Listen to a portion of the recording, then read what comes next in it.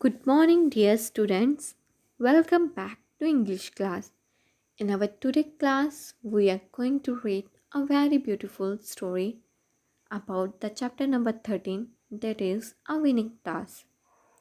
This story is based upon the main character whose name is Rajiv. Let's start. There was once a little town in a beautiful valley. The schools of the town aimed at developing compassion in their children and they instilled the spirit of cooperation in them. In the beginning of every term, a task was given in all the schools of the town. The tasks assigned were very exciting and interesting.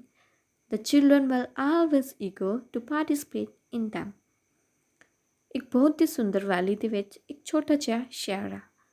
ਉਸ ਸ਼ਹਿਰ ਦੇ ਸਾਰੇ schools ਦਾ ਇੱਕ ਮਕਸਦ ਹੁੰਦਾ ਕਿ ਆਪਣੇ ਬੱਚਿਆਂ ਦੇ ਵਿੱਚ ਦਇਆ ਅਤੇ ਸਹਿਯੋਗ ਦੀ ਭਾਵਨਾ ਪੈਦਾ ਕਰਨੀ।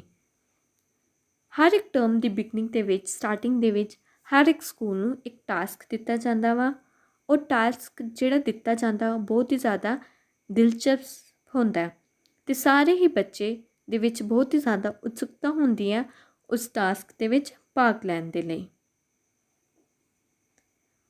One particular year, there was surprise in store for everyone. All the children were given extremely ordinary tasks like dusting books, revising lessons, making notes, or cleaning the blackboard. Among them, Rajiv stood out. He was a kind and quiet boy. The previous year, he had carried out the teacher's instruction perfectly. All the teachers know Rajiv to be the favorite student of the teacher and thought that he would be given the best task of all.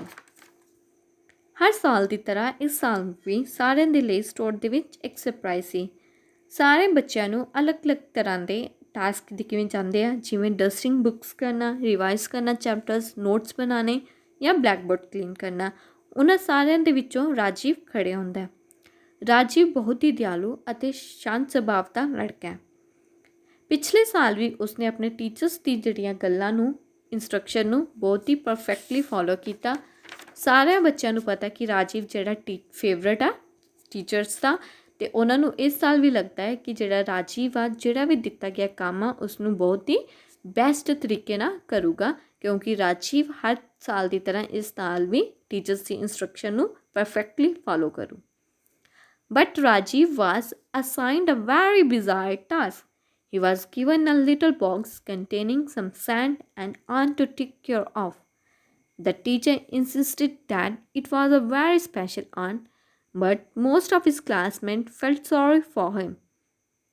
They empathized with him and commented at how unfair it was that he had given such a menial and uninteresting task. Even his mother was surprised at his task and did not encourage Rajiv to pay attention to the irrelevant pet. However, Rajiv, who liked his teacher very much, preferred to show his teacher that he would make the best of the task. ਲੇਕਿਨ ਇਸ ਸਾਲ ਰਾਜੀਵ ਨੂੰ ਬੜਾ ਹੀ ਅਜੀਬ ਜਿਹਾ task ਦਿੱਤਾ ਗਿਆ। ਉਸ ਨੂੰ ਇੱਕ ਛੋਟਾ ਜਿਹਾ ਬਾਕਸ ਦਿੱਤਾ ਗਿਆ ਜਿਹਦੇ ਵਿੱਚ ਥੋੜ੍ਹੀ ਜਿਹੀ ਸੈਂਡ ਅਤੇ ਇੱਕ ਛੋਟੀ ਜਿਹੀ ਕੀੜੀ ਸੀ।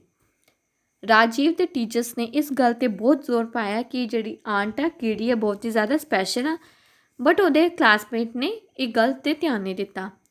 ਉਹਦੇ ਕਲਾਸਮੇਟ ਨੇ ਉਹਦੇ ਰਾਜੀਵ ਦੇ ਪ੍ਰਤੀ ਹਮਦਰਦੀ ਜਤਾਈ ਅਤੇ ਕਿਹਾ ਇਹ ਕਿੰਨੀ ਗਲਤ ਗੱਲ ਆ ਕਿ ਤੈਨੂੰ ਇਸ ਵਾਰੀ ਬਹੁਤ ਹੀ ਛੋਟਾ ਅਤੇ ਅਨਇੰਟਰਸਟਿੰਗ ਨਾ ਉਤਸ਼ਾਹਿਤ ਵਾਲਾ ਕੰਮ ਦਿੱਤਾ ਗਿਆ। ਰਾਜੀਵ ਦੀ ਜਿਹੜੀ ਮਦਰ ਸੀ ਉਹ ਵੀ ਇਹ ਟਾਸਕ ਦੇ ਬਾਰੇ ਸੁਣ ਕੇ ਬੜੀ ਜ਼ਿਆਦਾ ਸਰਪ੍ਰਾਈਜ਼ ਹੁੰਦੀ ਹੈ ਅਤੇ ਰਾਜੀਵ ਨੂੰ ਕਹਿੰਦੀ ਹੈ ਕਿ ਤੈਨੂੰ ਇਸ ਅਸਪਸ਼ਟ ਜਾਨਵਰ ਦੇ ਪ੍ਰਤੀ ਜ਼ਿਆਦਾ ਅਟੈਂਸ਼ਨ ਦੇਣ ਦੀ ਲੋੜ ਨਹੀਂ ਹੈ, ਲੇਕਿਨ ਰਾਜੀਵ ਆਪਣਾ ਕੰਮ ਪਰਫੈਕਟਲੀ ਕਰਦਾ ਵਾ।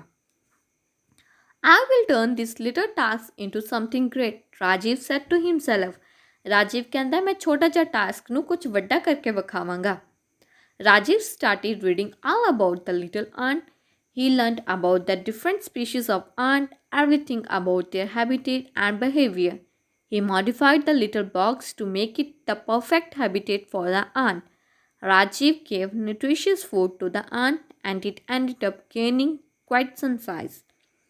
He surpassed everyone's expectation, and instead of being bored by his task, he accomplished it with interest and curiosity. Rajiv ਨੇ ਉਸ ਛੋਟੀ ਜਿਹੀ ਕੀੜੀ ਦੇ ਬਾਰੇ ਪੜ੍ਹਨਾ ਸ਼ੁਰੂ ਕੀਤਾ। ਉਸਨੇ ਉਸ ਦੀ ਅਲੱਗ-ਅਲੱਗ ਪ੍ਰਜਾਤੀਆਂ ਦੇ ਬਾਰੇ ਪੜ੍ਹਿਆ ਅਤੇ ਉਸ ਦੇ ਰਹਿਣ ਦੇ ਤਰੀਕੇ ਦੇ ਬਾਰੇ ਜਾਣਿਆ। ਰਾਜੀਵ ਨੇ ਉਸ ਤੋਂ ਬਾਅਦ ਉਸ ਛੋਟੇ ਜਿਹੇ ਬਾਕਸ ਨੂੰ ਫਿਰ ਦੁਬਾਰਾ ਬਣਾਇਆ ਤਾਂ ਕਿ ਉਹ ਕੀੜੀ ਦੇ ਰਹਿਣ ਯੋਗ ਹੋ ਸਕੇ। ਰਾਜੀਵ ਨੇ ਪੌਸ਼ਟਿਕ ਖਾਣਾ ਕੀੜੀ ਨੂੰ ਦਿੱਤਾ ਅਤੇ ਥੋੜ੍ਹੇ ਟਾਈਮ ਤੱਕ ਜਿਹੜੀ ਕੀੜੀ ਦਾ ਸਾਈਜ਼ ਕੀ ਹੋ ਜਾਂਦਾ, ਵੱਡਾ ਹੋ ਜਾਂਦਾ। ਰਾਜੀਵ ਨੇ ਸਾਰਿਆਂ ਦੀ ਉਮੀਦਾਂ ਤੋਂ ਕੁਝ ਵੱਧ ਕੇ ਕੰਮ ਕੀਤਾ ਅਤੇ ਉਸਨੇ ਆਪਣੇ ਬੋਰਿੰਗ ਟਾਸਕ ਨੂੰ ਉਤਸ਼ਾਹਿਤ ਵਾਲਾ ਟਾਸਕ ਬਣਾਇਆ।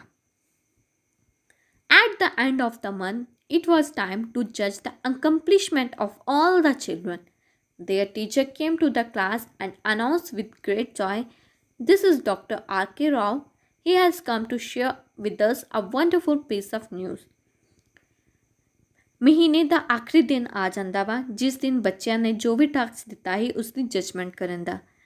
ਉਹਨਾਂ ਦੀ ਟੀਚਰ ਕਲਾਸ ਦੇ ਵਿੱਚ ਆਉਂਦੇ ਆ ਅਤੇ ਅਨਾਊਂਸ ਕਰਦੇ ਆ ਬੜੀ ਹੀ ਖੁਸ਼ੀ ਦੇ ਨਾਲ ਕਿ ਇਹ ਡਾਕਟਰ ਰਾਏ ਅੱਜ ਸਾਡੇ ਨਾਲ ਆਏ ਆ, ਜੋ ਕਿ ਸਾਡੇ ਨਾਲ ਇੱਕ ਬਹੁਤ ਹੀ ਵਧੀਆ ਜਿਹੜੀ ਨਿਊਜ਼ ਆ ਸਾਂਝੀ ਕਰਨ ਜਾ ਰਹੇ ਆ। ਡਾਕਟਰ ਰਾਏ ਆਉਂਦੇ ਆ ਅਤੇ ਇੱਕ ਵੰਡਰਫੁਲ ਪੀਸ ਸ਼ੇਅਰ ਕਰਦੇ ਆ। The doctor said that today the school have published the result of the competition and this class has been chosen to accompany me this summer on a trip to the tropical rainforest, where we will investigate all kind of creatures. Among all the school of this region, without doubt, it is this one who has best cure for the delicate little ant given to you. Congratulations, you will be wonderful assistant. Doctor R K Rao ਆਉਂਦੇ ਆ ਅਤੇ ਕਹਿੰਦੇ ਆ ਅੱਜ ਤੁਹਾਡੇ school ਦਾ ਨਤੀਜਾ ਨਿਕਲਿਆ ਵਾ ਅਤੇ ਉਸ ਨਤੀਜੇ ਵਿੱਚ ਤੁਹਾਡੀ ਕਲਾਸ ਨੂੰ ਚੂਜ਼ ਕੀਤਾ ਗਿਆ ਵਾ ਮੇਰੇ ਨਾਲ ਸਮਰ ਟ੍ਰਿਪ 'ਤੇ ਜਾਣ ਦੇ ਲਈ। ਕਿੱਥੇ? ਟ੍ਰੋਪੀਕਲ ਰੇਨ ਫੋਰੈਸਟ, ਜਿੱਥੇ ਅਸੀਂ ਅਲੱਗ-ਅਲੱਗ ਪ੍ਰਜਾਤੀਆਂ ਦੇ ਬਾਰੇ ਪੜ੍ਹਾਂਗੇ। ਕਹਿੰਦੇ ਇਸ ਰੀਜ਼ਨ ਦੇ ਵਿੱਚ ਕੋਈ ਸ਼ੱਕ ਨਹੀਂ ਹੈ ਕਿ ਤੁਹਾਡਾ ਸਕੂਲ ਸਭ ਤੋਂ ਜ਼ਿਆਦਾ ਬੈਸਟ ਸਕੂਲ ਆ, ਜਿਹਨੂੰ ਟਾਸਕ ਦਿੱਤਾ ਗਿਆ ਸੀ ਲਿਟਲ ਆਂਟ ਦਾ ਖਿਆਲ ਰੱਖਣ ਲਈ। ਤੁਸੀਂ ਬਹੁਤ ਵਧੀਆ ਕੀਤਾ, ਤੁਹਾਨੂੰ ਵਧਾਈ ਹੋਵੇ। That day, the school was filled with great joy and celebration. Everyone congratulated the teacher for giving the task to Rajiv. They all thanked Rajiv for having been so persistent and responsible in his duty. The other children learned that even if you have been given the most insignificant task, you should handle it with great responsibility and not without doubt it was Rajiv's determination and vision which had won. ਉਸ ਦਿਨ ਸਾਰਾ school ਬਹੁਤ ਹੀ ਖੁਸ਼ੀ ਅਤੇ celebration ਨਾਲ ਭਰ ਗਿਆ। ਸਾਰਿਆਂ ਨੇ ਟੀਚਰਸ ਨੂੰ ਵਧਾਈ ਦਿੱਤੀ ਕਿ ਤੁਸੀਂ ਆਹ ਟਾਸਕ ਰਾਜੀਵ ਨੂੰ ਦਿੱਤਾ ਅਤੇ ਸਾਰਿਆਂ ਨੇ ਰਾਜੀਵ ਦੇ ਸ਼ੁਕਰੀਆ ਕੀਤਾ ਕਿ ਉਸਨੇ ਜਿਹੜਾ ਆਪਣਾ ਕੰਮ ਆ ਬੜੀ ਹੀ ਜ਼ਿੰਮੇਵਾਰੀ ਅਤੇ ਨਿਜਿਸ਼ਟਾ ਨਾਲ ਕੀਤਾ। ਸਾਰੇ ਬੱਚਿਆਂ ਨੇ ਰਾਜੀਵ ਤੋਂ ਇਹ ਸਿੱਖਿਆ ਕਿ ਤੁਹਾਨੂੰ ਜਿਹੜਾ ਮਰਜ਼ੀ ਕੰਮ ਦਿੱਤਾ ਗਿਆ ਹੋਵੇ ਤੁਹਾਨੂੰ ਹਮੇਸ਼ਾ ਉਸ ਕੰਮ ਨੂੰ ਜ਼ਿੰਮੇਵਾਰੀ ਦੇ ਨਾਲ ਕਰਨਾ ਚਾਹੀਦਾ ਅਤੇ ਇਸ ਦੇ ਵਿੱਚ ਕੋਈ ਗੱਲ ਨਹੀਂ, ਸ਼ੱਕ ਨਹੀਂ ਆ ਕਿ ਰਾਜੀਵ ਦੀ ਦ੍ਰਿੜਤਾ ਦੇ ਕਾਰਨ ਹੀ ਰਾਜੀਵ ਆਪਣਾ ਟਾਸਕ ਜਿੱਤ ਸਕਿਆ। So students, moral of the story, from this story children learn that if you have given the most insignificant task, you should handle it with great responsibility. So student, ਇਸ ਸਟੋਰੀ ਤੋਂ ਸਾਨੂੰ ਇਹ ਸਿੱਖਿਆ ਮਿਲਦੀ ਕਿ ਤੁਹਾਨੂੰ ਭਾਵੇਂ ਕੋਈ ਇਨਸਿਗਨੀਫੀਕੈਂਟ ਕੰਮ ਦਿੱਤਾ ਗਿਆ ਹੋਵੇ, ਅਸਪਸ਼ਟ ਕੰਮ ਦਿੱਤਾ ਗਿਆ ਹੋ, ਤੁਹਾਨੂੰ ਉਸ ਨੂੰ ਬਹੁਤ ਹੀ ਜ਼ਿੰਮੇਵਾਰੀ ਨਾਲ ਕਰਨਾ ਚਾਹੀਦਾ। Your homework is you have to read the story and find out the meaning of difficult